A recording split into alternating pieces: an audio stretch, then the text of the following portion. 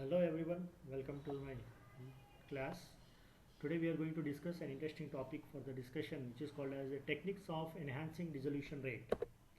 It is produced by Dr. Zakir Hussain, Associate Professor, Department of Pharmaceutics. Now let us go into the topic, the introduction. So what is actually the dissolution? How we can define the dissolution? Dissolution is a process by which a solid phase goes into the solution. Generally we can call it as what is the meaning for dissolution means, then we can produce it, we can say like this. Now if you see the dissolution rate, what is the rate? What is the rate means amount. What is the dissolution rate? Dissolution rate may be defined as the amount of drug substance that goes into a solution per unit time, per a particular time under standardized condition. And standardized condition means the temperature what we are maintaining for the dissolution chamber, that is the standardized condition of liquid solid interface. The stage liquid solid interface means it is a gap where the solids are converting into or entering into the liquid state. Temperature and solvent composition, based on these two parameters the process of dissolution is going to be performed. Dissolution rate is given by a Navier-Stokes equation under non-sink condition. The formula is here, the dC by dt is equal to Ks within bracket Cs minus C bracket close, dC by dt is equal to ds by H Cs minus C. Coming to the next slide. Now we are going to expand, we are going to expand the equation what we have given in the previous slide, where dC by dt is equal to rate of drug dissolution, whereas K is equal to dissolution rate constant, S is equal to surface area of the particles, means the surface area of the particles after entering into the dissolution media, and Cs minus C is the concentration gradient, that is initial and final concentration, whereas D is equal to diffusion coefficient of drug in solution, and whereas H is equal to thickness of the diffusion layer under sink condition. dC by dt is equal to ds by HCS. Now next slide. So there are various methods are available which enhance the dissolution rate, which is our topic title. Various enhances method for dissolution rate is it is the effective surface area of the drug, the particle size, particle size reduction means reducing the particle size, incorporation of surface active agent into the formulation. Next is solute solvent complexation reactions. Polymorphism is one of the responsible for various enhancement of dissolution. There is the factor we can say. Then molecular encapsulation with cyclodextrin or complexation with cyclodextrin. Then prodrug approaches and salt formation of the drug. So these are the methods by which we can enhance the dissolution of the drug. Dissolution, yes. Increasing the effective surface area of the drug, the first parameter we are going to discuss now. How we can increase the process of dissolution by increasing the effective surface area of a drug. Now let us go into detail. The increasing the effective surface area of a drug, the size of the solid particles influence the solubility, because as the particle becomes smaller, there is a more surface area is going to be observed. Thereby volume of the ratio also increases, surface area of the volume ratio increases. The larger surface area allows a more particles to get interacted within the solvent. The effect of the particle size on solubility can be described by where so is the solubility of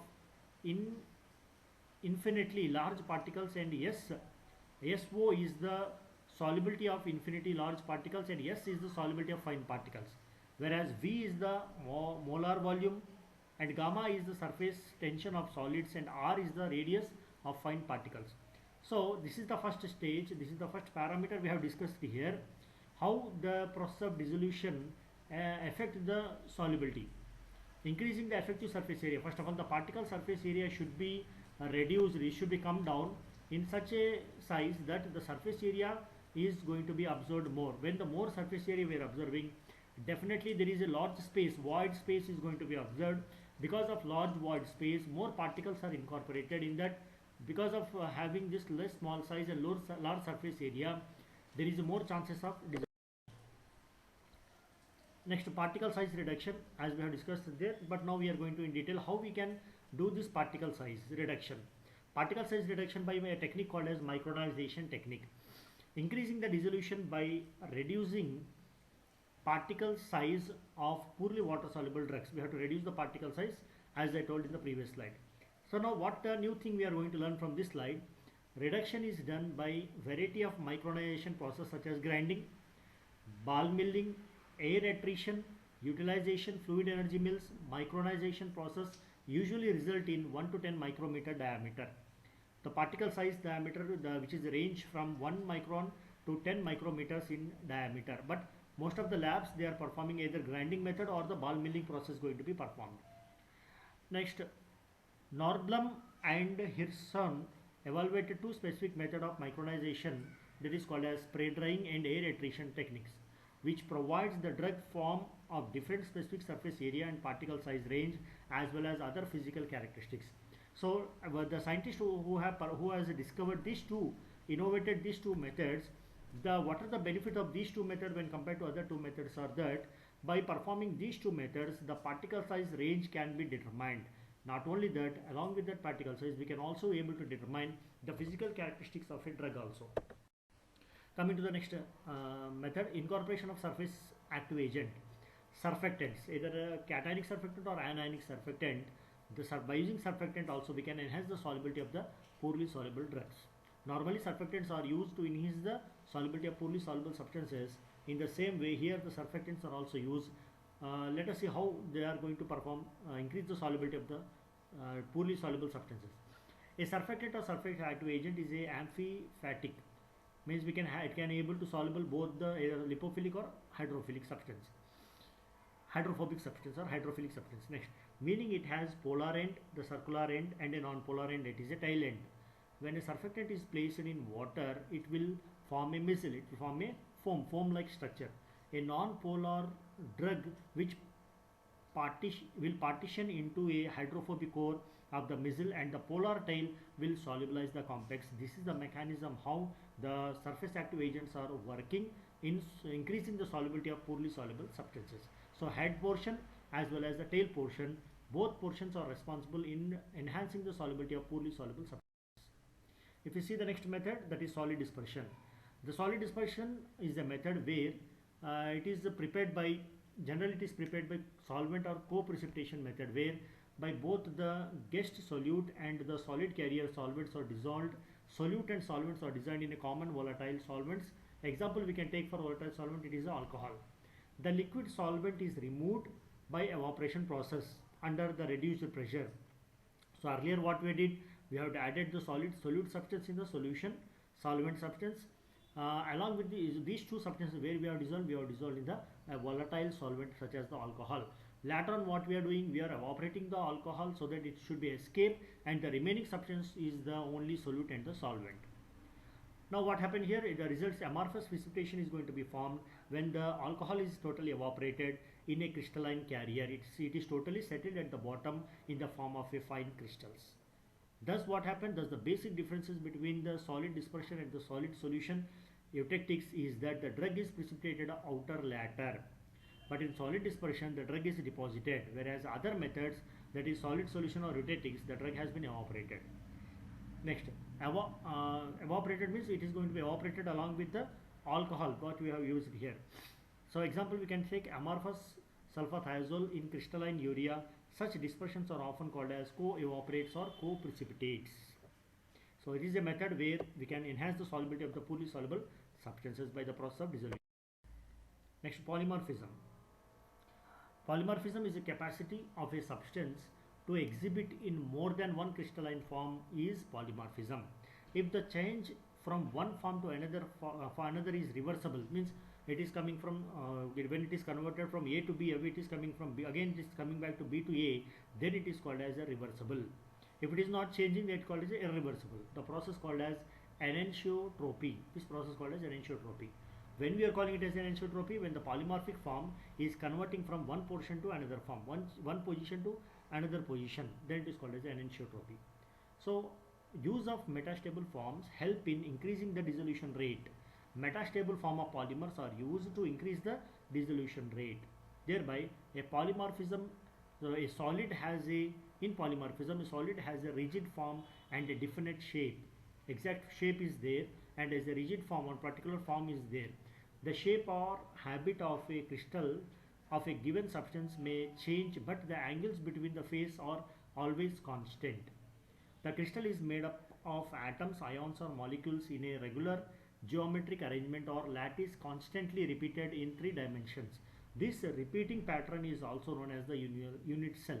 So by using the polymorphism or anisotropy, by using this method also we can enhance the solubility of substance. The use of metastable polymers.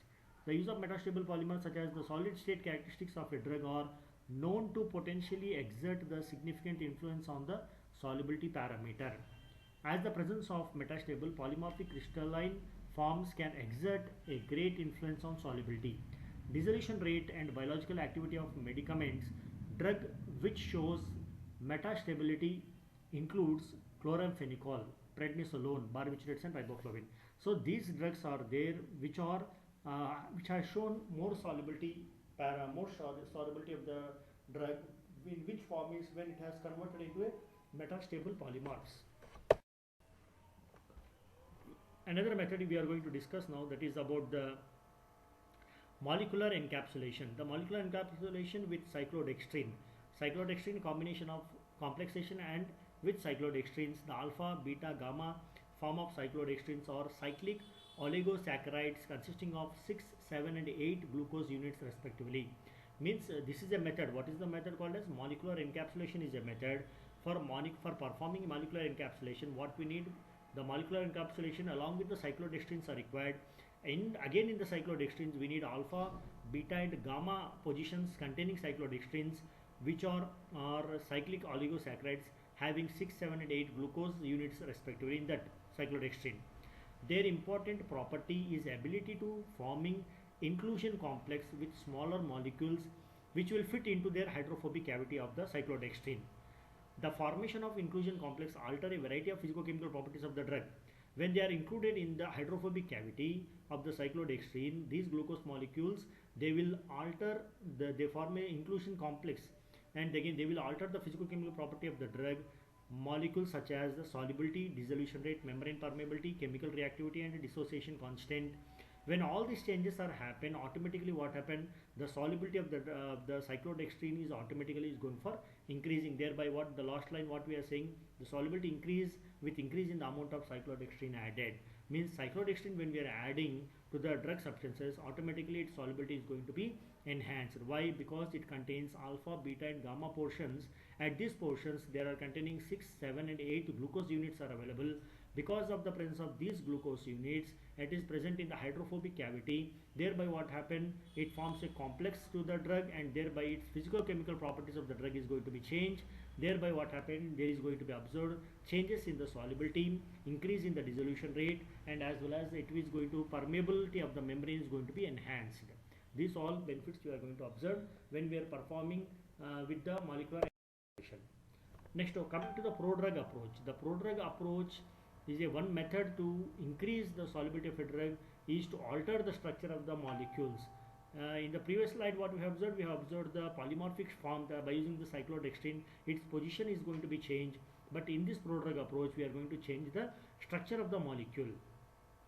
The addition of the polar groups like carboxylic acid, ketones and amines can increase the solubility of increasing the hydrogen bonding and interaction with water. Means how we are observing this one, that is by using the prodrug approach we can also increase the solubility of the substance. One method is there by using the addition of the polar groups like carboxylic acid, ketones and amines can increase the solubility by increasing hydrogen bonding interaction with water. Another structure modification may be seen to reduce intermolecular forces. Example drugs such as methyl dopa having a solubility of less than 10 mg per ml, and methyl dopa again 10 to 300 mg per ml depending on the pH conditions, its solubility is going to be varies. The addition of ethyl ester and methyl dopa reduce the intermolecular hydrogen bonding between the carboxylic acid and primary amines. Therefore, this addition reduces melting point and as well as increase the solubility of a drug. Come to the next slide. Salt form of the drug. So this is the important technique how where we are going to increase the solubility. Salt form of the drug, most of the drugs are either weak acid or weak bases. As we all know, most of the pharmaceutical drugs are either weak acids or weak bases. Some of the easiest method to enhance the dissolution rate of the drug is to convert them into salt form. First of all, if you go for conversion of them into salt form, then it will become easy for us to enhance the solubility of that type of drugs. At a given pH, the solubility of a drug, whether acidic form or the basic form or its salt form, is a constant.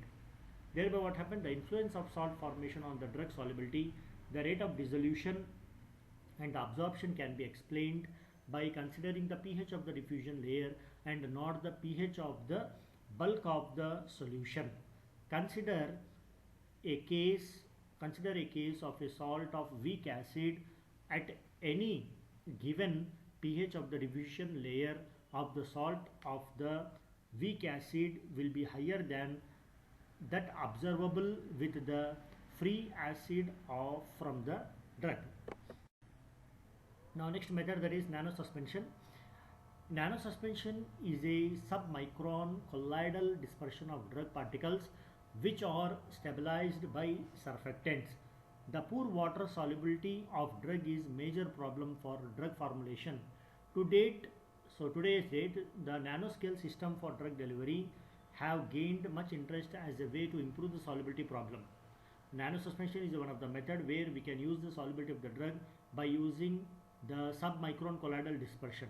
The reduction of drug particles into the submicron range leads to a significant increase in the dissolution rate and therefore enhance the bioavailability. These nanosuspensions are promising candidates that can be used to enhance the dissolution of poorly water soluble drugs. Next, ternary system.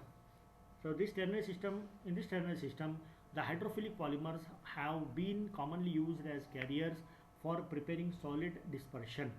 Among them, there are some examples they have given, that is polyvinyl pyrrolidine was widely used for its highly aqueous solubility.